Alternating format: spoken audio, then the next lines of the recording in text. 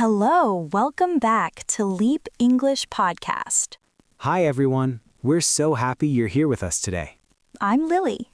And I'm Jake. On this podcast, we help you speak better English. Today we're talking about the past, how to talk about past experiences, tell stories, and express regrets. Talking about the past can be confusing because English has many past tenses.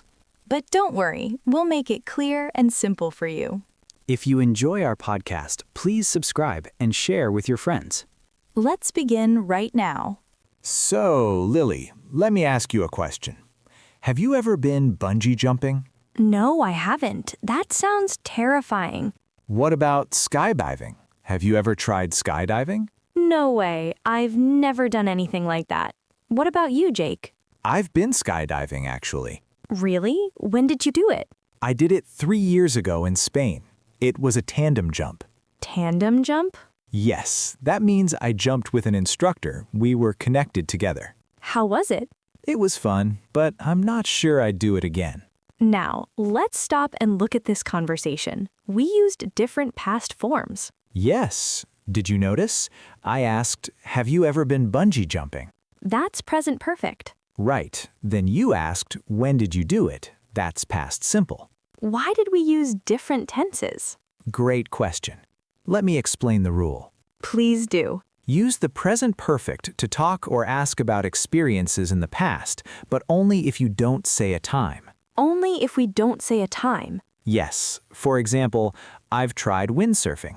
No time mentioned. Right. Or, I've never been bungee jumping. Also no time. Just the experience in general. Or, have you ever been skydiving? Still no time. Just the experience in general. Exactly. But as soon as you mention a time, you need to switch to past simple. Can you give examples? Sure. I went windsurfing 3 years ago. 3 years ago is the time. Right. Or, I didn't drink a lot last year. Last year is the time. Or, did you eat a lot of sushi when you were in Japan? When you were in Japan is the time. Exactly. So the rule is present perfect for experiences without a time, past simple when you mention a specific time. This is important. Can we practice? Yes, let's make some examples. I've read Harry Potter. No time mentioned. Present perfect, correct. Now, with a time, I read Harry Potter when I was 12 years old. Past simple because you mentioned when. Your turn. Make a sentence about something you've done. Okay, I visited Paris. Good. Now add a time. I visited Paris 2 years ago. Perfect. See how the tense changes? Yes, this makes sense now. One more thing. When you're talking about life experiences, you often start with present perfect, then switch to past simple. Can you show me? Sure. Someone might ask, have you ever been to Australia? Present perfect, no time. Right. You might answer, yes, I went there 2 years ago for my friend's wedding. Ah, the question is present perfect, but the answer switches to past simple because it mentions 2 years ago. Exactly. This happens all the time in conversation. Now let's talk about another way to use past tenses. What's that? Talking about differences between the past and the present. Can you give an example? Sure. Jake, did you used to have a beard? Yes, I used to have a beard. I had one for 3 years. But you don't have one now? No, I shaved it off last year. See, you used to have a beard means you had one in the past, but you don't have one now. That's the structure used to. It shows a difference between past and present. Exactly. Let's explain this to our listeners.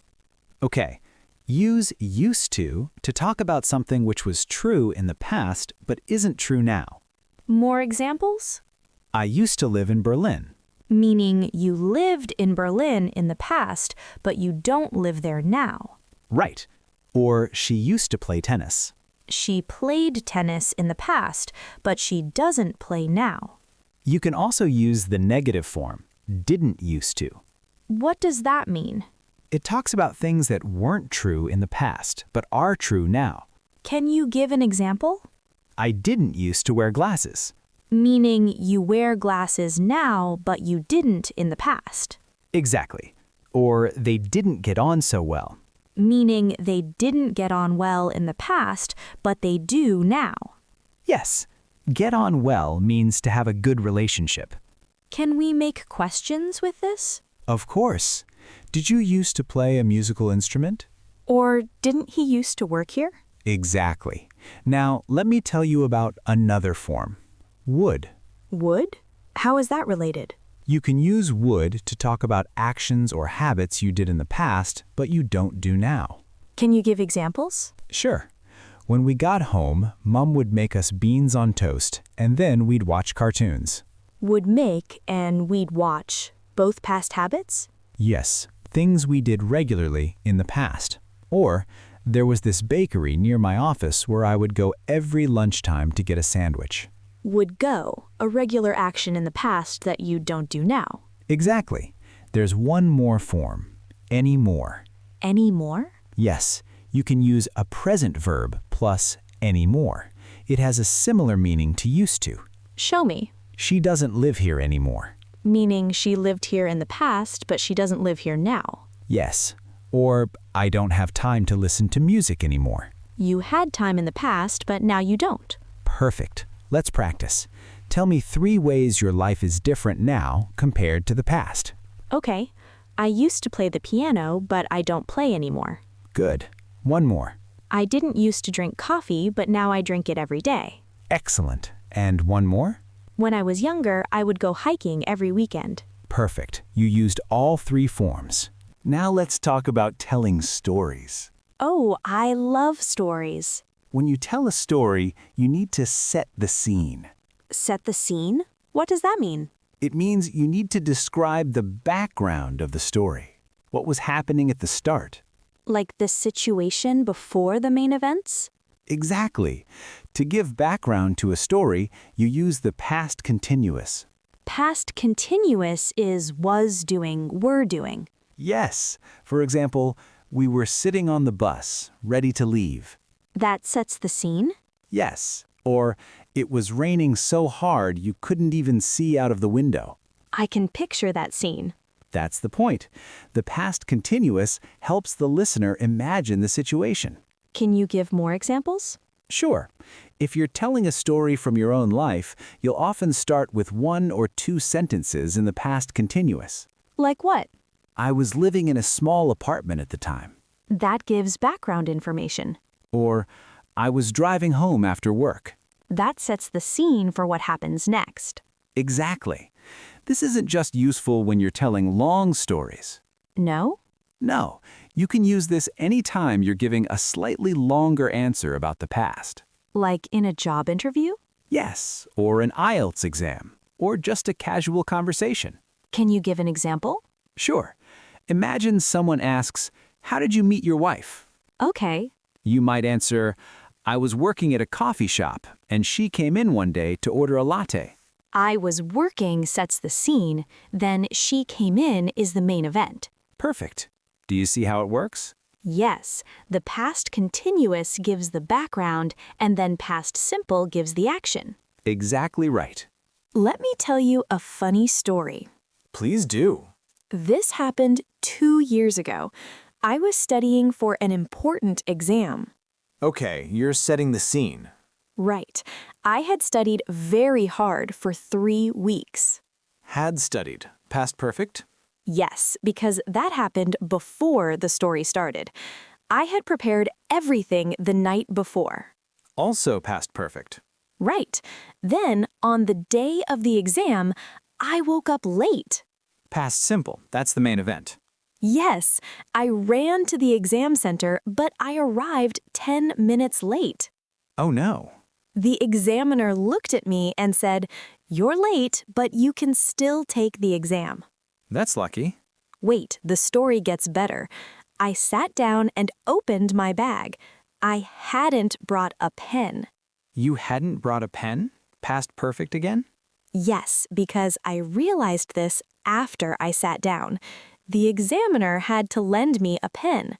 This is a great example of how to use different past tenses in a story. Let me explain the pattern. Please do. When you start a story, you usually say when these things took place. Like 2 years ago or last week? Exactly. This time reference fixes the time when your story starts. Okay. Then, to talk about things that happened before the start of the story, use the past perfect, had done. Like, I had studied very hard. I had prepared everything. Yes, those things happened before the exam day. And for the events of the story itself? Use past simple. I woke up late. I ran to the exam center. I arrived 10 minutes late. This makes it clear when things happened in the past. Exactly, whether something happened before or after something else. Can you give another example? Sure. When I was 25, I quit my job and decided to train as a pilot. That's the time reference, when I was 25. Right. Then, I had always wanted to learn to fly. Past perfect. That desire existed before you quit your job. Exactly. Past perfect shows that something happened earlier than the main story. This is so useful for storytelling. Let's practice the story structure together. Good idea. I'll start a story and you continue it. Okay. Last summer, I was traveling in Thailand. That's past continuous, setting the scene. Right. Your turn. What happened before I went to Thailand? You had saved money for 6 months. Good. Past perfect. Before the trip. Now, what happened during the trip? You visited Bangkok and Chiang Mai. Past simple. The main events. What else had I done before the trip? You had booked all your hotels online. Excellent. And what happened next during the trip? You met some friendly travelers from Australia. Perfect. Do you see how we're mixing the tenses? Yes, past continuous for background, past perfect for things before the story, and past simple for the main events. Exactly. This is how native speakers tell stories. It makes the story clear and easy to follow. Let's try one more time. You start a story. Okay, 5 years ago, I was working at a restaurant. Setting the scene. What had you done before that job? I had graduated from university the year before. Good. And what happened at the restaurant? One day, a famous actor came in to eat dinner. Excellent. Past simple for the main event. I was so nervous that I dropped a plate. Past simple again, the action. But luckily, the actor was very kind. He even left a big tip. Great story and perfect use of past tenses. Now let's talk about regrets.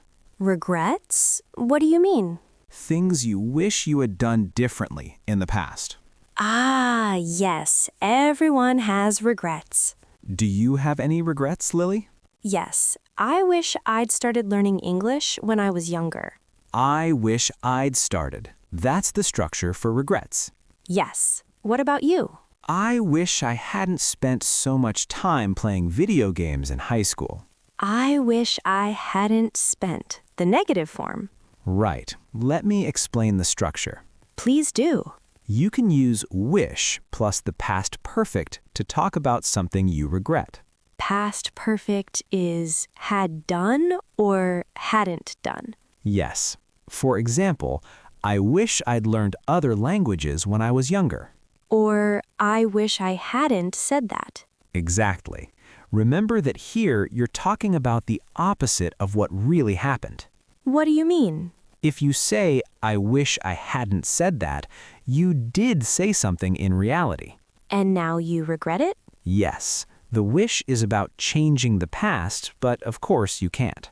It's just expressing regret. Exactly. You can also use if only plus the past perfect. If only?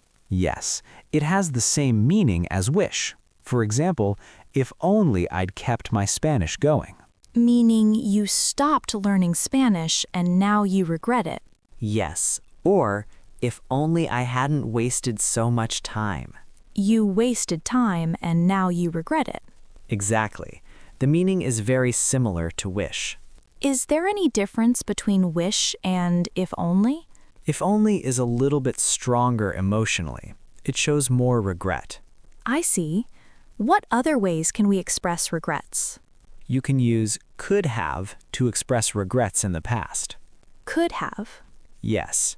For example, I could have tried harder. Meaning you didn't try hard and now you think you should have. Yes. Or I could have studied medicine, but I chose engineering instead. You're regretting not studying medicine? Yes. Often we use could have as part of a longer if sentence. Show me. If I hadn't left things to the last minute, I could have passed easily. Ah, so you left things to the last minute and you didn't pass easily. Exactly. And now you regret it. This is useful for expressing regrets. There's one more structure we should mention. What's that? Would have. It's related to could have. How do we use it? Would have is often used with if to talk about imaginary situations in the past. Can you give an example? If I had known about the party, I would have come. Meaning you didn't know about the party, so you didn't come? Yes. Or if I had studied harder, I would have passed the exam. You didn't study hard, so you didn't pass. Exactly. The structure is if plus past perfect plus would have plus past participle. Can you give more examples? Sure. If she had told me, I would have helped her. She didn't tell you, so you didn't help her. Right. Or if we had left earlier, we would have caught the train. You didn't leave early, so you didn't catch the train. Exactly. This is called the third conditional. Third conditional? Yes, it's for imaginary past situations and their imaginary results. I see. Can we use could have in these sentences too? Yes, if I had known, I could have helped.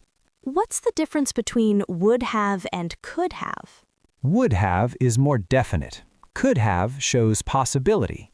Can you show me the difference? Sure. If I had studied, I would have passed. Definite result? Yes. Now, if I had studied, I could have passed. Just a possibility, not certain. Exactly. Could have is less certain than would have. Now let's review some important vocabulary from today's episode. First phrase, set the scene. Set the scene means to describe the background or context of a story before the main events. For example, I was walking home late at night sets the scene for my story. Or, let me set the scene. It was a cold winter morning. Next word, regret. Regret means to feel sad or disappointed about something you did or didn't do in the past. For example, I regret not studying harder in school. Or, do you have any regrets about your career? Next phrase, tandem jump. Tandem jump means to skydive while connected to an instructor. For example, my first skydive was a tandem jump with an experienced instructor. Or, beginners always do tandem jumps for safety. Next phrase, get on well. Get on well means to have a good relationship with someone, to be friendly with someone. For example, I get on well with my coworkers. Or, they didn't used to get on well, but now they're good friends. Next phrase, pick something up. Pick something up means to start learning or doing something again after a break. For example, I'm thinking of picking up Spanish again. Or, you should pick up that hobby you used to love. Last phrase, leave things to the last minute. Leave things to the last minute means to wait until the last possible moment before doing something. For example, I always leave my packing to the last minute before a trip. Or, don't leave your studying to the last minute before the exam. Let's do some practical exercises. Good idea. Exercise 1. Think of 3 interesting experiences you've had. Make 3 sentences using the present perfect without mentioning a time. For example, I've climbed a mountain. I've eaten sushi. I've met a famous person. Exercise 2. Think of 3 ways your life is different now compared to the past. Use used to, would, or any more. For example, I used to live in the countryside. When I was young, I would play outside every day. I don't watch TV anymore. Exercise 3. Think of 3 regrets. Use I wish, if only, or could have. For example, I wish I'd traveled more when I was younger. If only I hadn't quit piano lessons, I could have studied abroad. These exercises will help you practice all the structures we learned today. Try to do them out loud or write them down. The more you practice, the more natural these structures will become. Well, Jake, I think we covered everything about talking about the past. We did, from present perfect for experiences to past perfect for storytelling. We talked about used to for past habits, past continuous for setting the scene, and expressing regrets with wish. We also covered would have and could have for imaginary past situations. Now we have a question for you. Which past tense do you find most difficult to use? Is it present perfect, past perfect, third conditional? Write your answer in the comments below in English. For example, I find the past perfect difficult to use correctly. Or, I always confuse present perfect and past simple. We love reading your comments. And if you found this episode helpful, please give it a like. Don't forget to subscribe to Leap English Podcast. Thank you so much for listening and practicing with us today. Remember, practice makes perfect with past tenses. And remember, You're not just a learner. you're becoming a speaker. Keep practicing, everyone. Bye.